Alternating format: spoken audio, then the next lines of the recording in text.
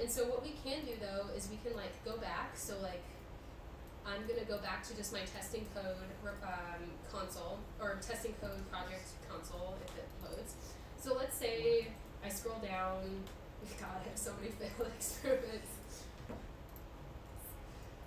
It's actually a lot of character. Failure just means I have a lot of character.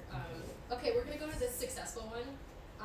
So we can actually, so even though I haven't just immediately ran this experiment, I can go to it. I ran it 5 days ago actually. I can hit on the success button and it gives me the log output. So this is actually for running a 2D, when I was testing the 2D to 3D vertex optimization code. So what I can do is access artifacts. And with this, I had told it to structure the artifact folder with another subfolder. And so these are two outputs. So I actually love vertex optimization. What I did with this is put in a cartoon version of a tree, like an OBJ mesh file, and a really fractally image. And this was the output. And what's cool about this is now, even though I ran it 5 days ago, I can this is it projected down just into, or this is a GIF of it. I can download either one of these still. So that's what's great about artifacts, is that they just kind of persist, but they're only within the experiment. So we can, something cool to do. But yeah, so that's the experiment builder. It's actually very easy to use. It just doesn't seem like it's easy because there are so many problems that just came up. But yeah, so for any of the code though, for like running 2D to 3D neural renderer, you just have to make sure that you have the appropriate OBJ files uploaded. So all of the code is written assuming that your OBJ files are uploaded to a folder in storage called 3D models. So as long as you do that, you should be good for doing 3DDreaming, for 2D to 3D Styletransfer and vertex optimization. You will also need to make sure that all of your images that are sort of the guide images are in a 2D models folder within storage. But all of this is listed within the GitHub repository, so don't worry. We step through it. If you have any questions about any of this, email Dinesh or I, and we can help, or like come to us during class, and we can help you guys out with that. So yeah, so this is, we provide all of the different inputs that you need for running the code within the Deep Design repository, but there also might be instances where you want to run code that's not in the Deep Design repository. And so there's kind of two ways to go about running code that you find. Like if you find another GitHub repository where you're like, I really want to use this neural network model, I want to train it on my own data set, and I want to use Paperspace.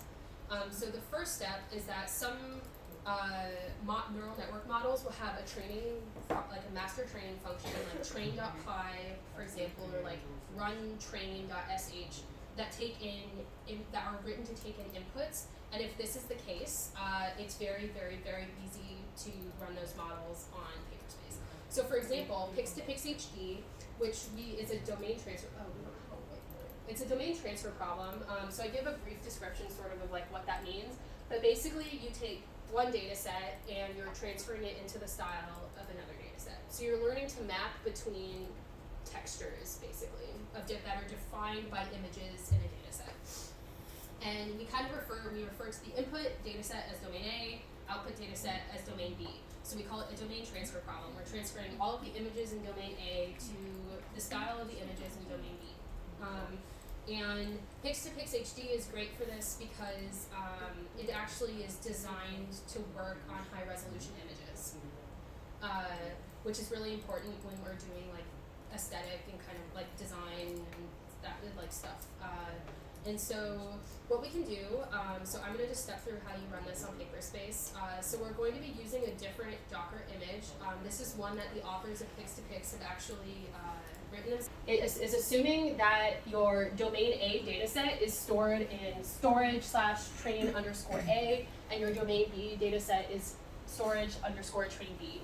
And if you run into any errors where like it can't find the dataset, it's most likely because there is some sort of error in either of those paths. So what we can do is I can go back to my experiments or my testing code project experiment page. I'll create an experiment. With this, I'm going to select P5000, I'm going to use this Docker container, and all of you guys can do this because all of this code 100% works. This is the NVIDIA, so NVIDIA actually wrote this code. NVIDIA's, I'm not sure if you guys have heard of it, but it's a graphics card manufacturing company, and they now do, like, it's huge for the video gaming industry. And they have a lot of really awesome computer vision papers out, but so we're using their GitHub repository, and this command, so they have their code repository constructed, so there's a training.py function that takes in all of the parameters that define the training process for the Pix2Pix HD GAM. So for the ones that you'll want to change will be the run name, which can be anything. So what I'm going to set my run name as is just, let's say I'm training Pix2Pix, and this just defines like what the folder is going to be called, your results folder is going to be called. So it's the name of your experiment, which helps organizing results and stuff. Data root is where your data set is located in storage. So again, I have a data set in my, so set up in my storage, I have a data set that I have called example P2P, for example, Pix2Pix, and I have a train _A data set and a train _B data set. So if I look, the train A data set just contains images of my train A domain, and the same for data set B. So I have to change this to B. The rest of these inputs you need to have, but you don't need to worry about changing them. This is just specifying there's Pix2Pix HD allows you, it was originally written to operate, to take semantic segmentation maps, which are just images where each object has a different color associated to it. So each object class is segmented and identified by a unique color, and it transfers that to an RGB, a real image RGB, into the real image RGB domain. So for us, we aren't doing that. So this is sort of controlling, we're saying, don't worry, you're not inputting in semantic maps necessarily. If you would like to operate on semantic maps, then ask myself or Dinesh, and we can help you reformat this command function, or this function, or this command. I'm getting ahead of myself. This command to allow you to do that more easily. So what we can do is we can just